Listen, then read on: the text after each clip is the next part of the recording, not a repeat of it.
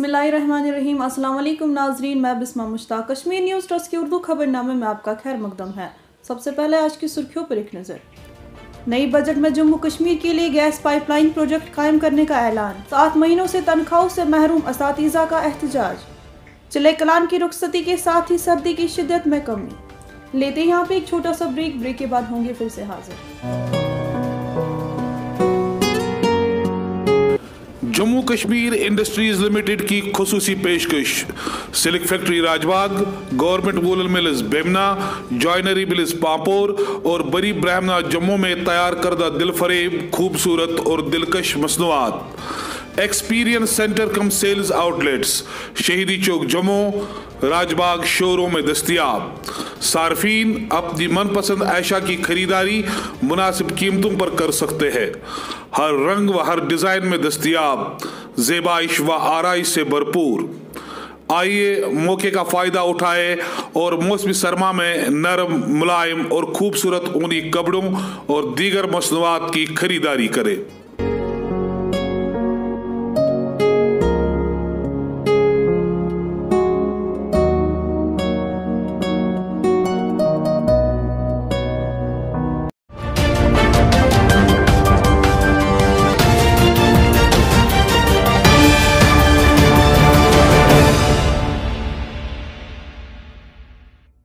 Break के बाद आपका खैर मकदम है और अब खबरों की तफसील। जहां 370 हटने के बाद तरक्की के दावे किए गए थे, वहीं आज फाइनेंस मिनिस्टर की तरफ से कश्मीर के लिए CNG और 30 करोड़ से जायद पैकेज का ऐलान करके लोगों ने क्या कुछ कहा, एक नज़र। देखिए, सबसे पहली बात है कि हमसे प्री बजट मीटिंग्स हुआ करती थी जो इस साल नहीं हुई है।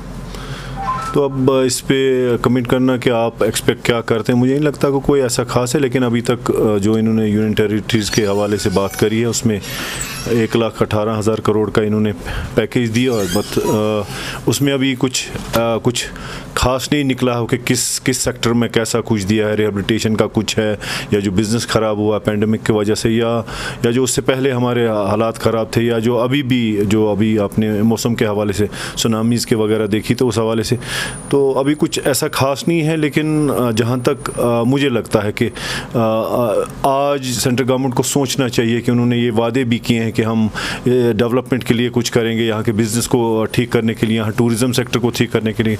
लेकिन अभी कुछ कहा नहीं जा सकता है कि क्या होगा। हमारी एक्सपेक्टेशंस तो बहुत ज़्यादा हैं लेकिन मुझे नहीं लगता कि ऐसा कुछ होगा, क्योंकि हिंदुस्तान का जो अभी तक के हालात हैं उनके अपने हालात बहुत इतने ख़राब हैं कि उसमें वो कैसे कर पाएंगे, क्योंकि आमदनी कोई इतनी ज़्यादा नहीं है, डायरेक्ट इन्वेस्टमेंट्स नहीं हैं, बाकी बीमारी की वजह से काफ़ी सारी चीज़ें हो रही हैं। तो मुझे नहीं लगता है कि ऐसा कुछ होगा जिससे कि हम कुछ ज़्यादा एक्सपेक्ट उनसे करें। हाँ, मेरा नाम आकिब है, मैं श्रीनगर में रहता हूँ। देखिए, आज जो बजट सेशन खासकर जम्मू कश्मीर के लिए है तो जम्मू कश्मीर के लोगों की नज़र उस पर है, तो शायद कुछ रिलीफ मिल सकता है हमें। जो यहाँ पे इन्हीं का कहना है कि पिछले 70 साल जो यहाँ पे नाइंसाफ़ी हो गई जम्मू कश्मीर के लोगों के साथ, शायद ये जो बजट आएगा ये हमारे ज़ख्मों पे मरहम हो जाएगा। और यहाँ पे आप देख सकते हैं कि कोई डेवलपमेंट नहीं हुई है। अगर कुछ सालों की बात करें, कुछ 2-3 साल पूरे डिस्टर्ब थे हम, जब से धारा 370 ख़त्म हुआ है तब से लेकर आज तक बहुत सारे वादे किए गए हमारे साथ।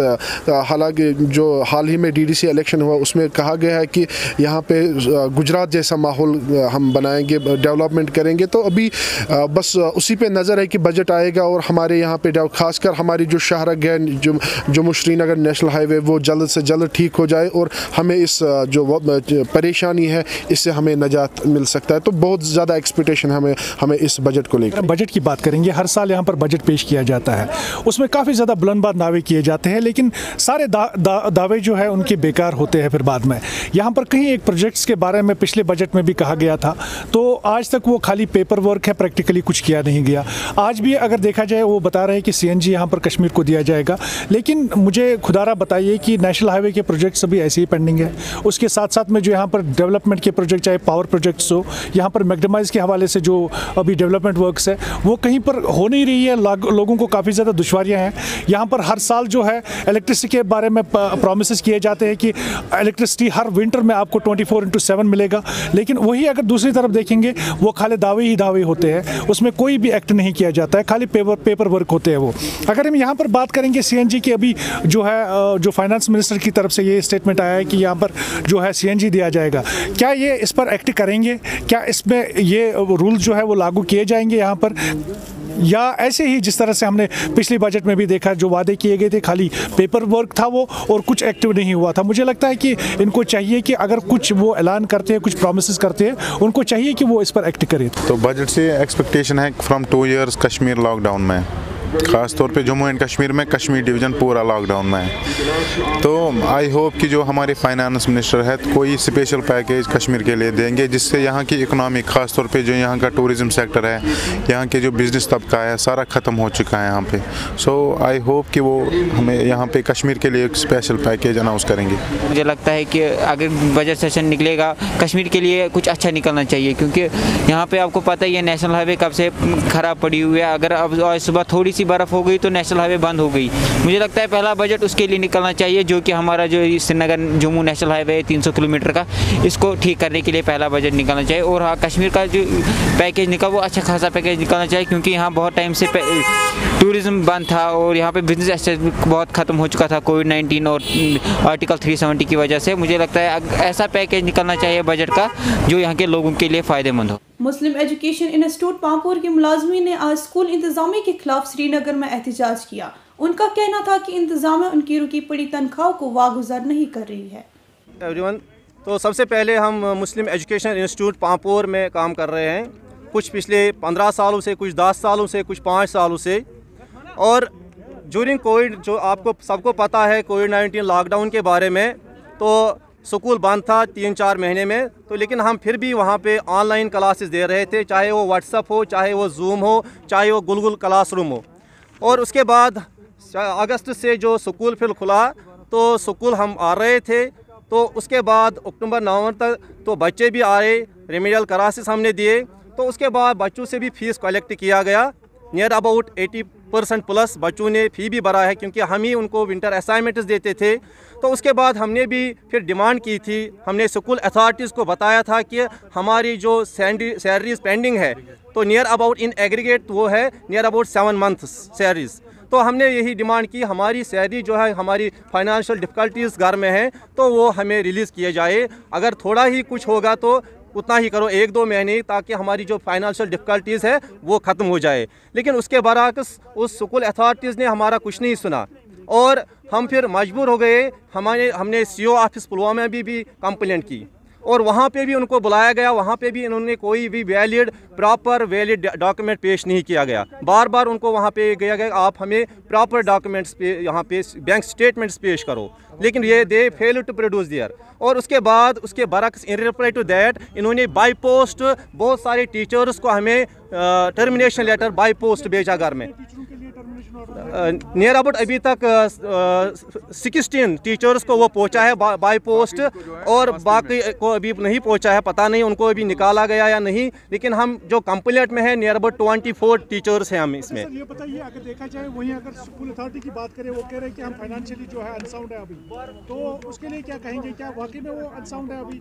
सर ये हमें भी पता था लॉकडाउन में फाइनेंशियली वो अनसाउंड थे, लेकिन लॉकडाउन में हमने वो क्लेम नहीं की कि हमारी जो लॉकडाउन सैलरी वो रिलीज़ करो। लेकिन जब हम अगस्त से, जो भी मैंने बताया, अगस्त से हम भी स्कूल आ रहे हैं, अगस्त के बाद उन्होंने असाइनमेंट्स दिए बच्चों को, फी कार्ड्स दिए उनको, ये यहाँ पे सिलेबस प्रोवाइड किया, विंटर असाइनमेंट्स दिए। तो पहले हम चेक करते थे बच्चे ने फ़ी भरा या नहीं, उसी को हम देते थे।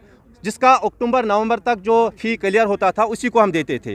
तो इससे हमें पता चला कि नहीं, स्कूल वालों ने भी बहुत सारा फ़ी कलेक्ट किया है। तो उसके बाद ही हमने वहाँ पे डिमांड की हमारी कुछ सैलरी भी जो पेंडिंग है वो रिलीज़ की जाए। सर्दियों का बादशाह चले कलान कल खैराबाद करते ही वादी में सर्दी से लोगों को कुछ राहत मिली। इस दौरान नलके अभी भी कुछ जगहों में जम चुके थे। बारामूला और कुपवारा में जहाँ आज 1 इंच बर्फ रिकॉर्ड की गई, वहीं फिसलन की वजह से एक 19 साला लड़की उस्मान इकबाल की मौत उस वक्त वाक़ा हुई जब एक आल्टो गाड़ी ड्राइवर के काबू से बाहर होकर ट्रालपुरा के नजदीक एक नाले में गिर गई। इस हादसे में 4 लोग भी जख्मी हुए। वो पाकिस्तानी खवातीन जिनकी शादी साबिक कश्मीरी अस्करियत पसंदों से हुई ने आज श्रीनगर की प्रेस कॉलोनी में एक बार फिर एहतजाज किया। उन्होंने अपनी इस मांग को दोहराया है कि या तो उन्हें शहरियत दी जाए या अपने वतन रवाना किया जाए। मेरा नाम सायरा है। मैं कुपवारा डिस्ट्रिक्ट से आई हूँ। पाकिस्तान से शादी होकर यहाँ आई हूँ कश्मीर में। ये हमारा ससुराल है, लेकिन गवर्नमेंट नहीं मानती है। कोई बात नहीं, हम गवर्नमेंट से यही अपील करते हैं कि आप हमें वापस डिपोर्ट कर दें। कितने सालों से हम आप लोग इधर हो? किसी को 10 साल हो गए, किसी को 8 साल हो गए, किसी को 12 साल हो गए।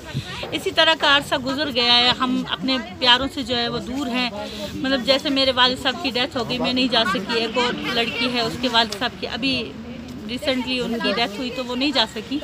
हम ये चाहते हैं कि अगर हम अपनी माँ बाप की, बहन भाइयों की खुशी गमी में शरीक नहीं हो सकते, तो इससे बड़ी सज़ा और क्या हो सकती है। गवर्नमेंट से हमें यही अपील है कि अगर हमें वो एक्सेप्ट नहीं करती तो आप हमें वापस डिपोर्ट कर दें, क्योंकि हमारे बच्चों का फ्यूचर है आगे। हमारे बच्चे अगर यहाँ पढ़ेंगे नहीं तो क्या बनेंगे, वो गवर्नमेंट भी सोच समझ सकती है, क्योंकि गवर्नमेंट जो है वो पूरे हिंदुस्तान को चला रही है। तो वो इतना ज़रूर सोच सकती होगी कि एक बच्चा बगैर पढ़ा लिखा अनपढ़ बच्चा क्या कर सकता है। ठीक है, दूसरी बात ये है कि जो गवर्नमेंट हमें ये दोगली पॉलिसी दिखा रही है वो ठीक नहीं है, क्योंकि गवर्नमेंट ने जो है वो अभी सोमिया सदफ इलेक्शन में खड़ी हुई तो उसका इलेक्शन रुकवा दिया, काउंटिंग रुकवा दी। अगर उसने वो रुकवा दी तो जो बाकी ओहदों पे फाइज हैं लड़कियां, उनको क्यों नहीं उन्होंने मतलब रिज़ाइन करवाया, क्योंकि ये गवर्नमेंट हमारे साथ खेल रही है। हम गवर्नमेंट से यही अपील करते हैं कि आप हमें डिपोर्ट कर दें। हम यहाँ आपके खिलौने बनने के लिए नहीं आए, आप हमें वापस डिपोर्ट कीजिए। साबिक PDP लीडर इंजीनियर नज़ीर यत्तू ने कहा कि आने वाले अयाम में मुजफ्फर हुसैन बेग नई पार्टी का कयाम अमल में ला सकते हैं। उन्होंने क्या कुछ कहा, आइए देखते हैं। मुजफ्फर बेग साहब के पास जाइए, उनसे मशवरा लीजिए कि हमने क्या करना है, उनको बैक में रखिए, लेकिन मशवरा मुजफ्फर हुसैन बेग से लीजिए। हाँ, ये भी हो सकता है कोई पार्टी उसको ऑफर भी करे, लेकिन आना चाहिए बेग साहब, वरना कयामत के दिन, मैं बेग साहब से मुखातिब होकर कहता हूँ, वरना बेग साहब आपको कयामत के दिन अल्लाह ताला खड़ा करेगा कि इतनी तालीम देकर अपने लोगों के लिए क्या किया है। हमारे सियासतदानों को क्या मिलकर चीफ मिनिस्टर, प्राइम मिनिस्टर के पास जाना चाहिए, होम मिनिस्टर से मिलना चाहिए। इसका मतलब ये नहीं जो होम मिनिस्टर से मिले वो बीजेपी का होगा। पीएम जो है वो सबका है, जो भी पॉलिटिकल पार्टीज यहाँ है, बेग साहब को जाना चाहिए। और मैं पीएम से भी गुजारिश करता हूँ, अमित शाह साहब से भी मैं गुजारिश करता हूँ, अगर फोर्स कीजिए मुजफ्फर हुसैन बेग को, फोर्स कीजिए। अगर जम्मू कश्मीर में है कोई लीडर जिंदा है जिसका मालूम है, जो रग रग में वाकिफ है, जिसको मुफ्ती साहब के काम करने से भी पता चला है कि कश्मीर दलदल में फंसा है, क्योंकि बहुत स्टालवार्ट लीडर है जिसने बम्बई में केस लड़े हैं, वो ये केस क्यों नहीं लड़ सकता है। लेकिन इसमें हमें भी खामी है, हमें जाना चाहिए उसके पास कि बेग साहब ज़रा इसमें मशवरा दीजिए। हमें क्या है, हम इज़्ज़त नहीं रखते हैं। हमने कब बेग साहब का इज़्ज़त रखा है? खुद जो बना है गुपकार अलायंसेस, बेग साहब को दूर क्यों रखा? इनको लगा कि अगर मसला हल हो गया लोग कहेंगे बेग साहब ने किया है। ये नहीं होना चाहिए। कब किसने उसको इज्जत रखा है? बेग साहब को दूर क्यों किया गया? क्या जब ये मीटिंगें चल रही हैं क्या उनको बेग साहब को नहीं बुलाना चाहिए था? बुलाया नहीं? आप ही मुझे बोलिए, बुलाया कभी? पता नहीं बुलाया। क्यों नहीं बुलाया? यहाँ लेग पुलिंग हो रही है। शायद बेग साहब सारा कुछ खा जाए। बेग साहब को मुझे लगता है, मैं तो उनसे मिलता नहीं हूँ, वो मुझे अक्सर डांटता था कि नज़ीर आप ये कर रहे, लेकिन खुदा के पास कल जवाब देना। अगर लीडर यहाँ बचा है, हमें फ़ायदा उठाना चाहिए उसकी तालीम से, हमें फ़ायदा उठाना जो उसने कानून पढ़ा है, हमने कश्मीरी लोगों को फ़ायदा उठाना चाहिए, जाना चाहिए। ये थी आज की खबरें। दीजिए अपनी मेज़बान बिस्मा मुश्ताक को इजाज़त। अल्लाह हाफिज़।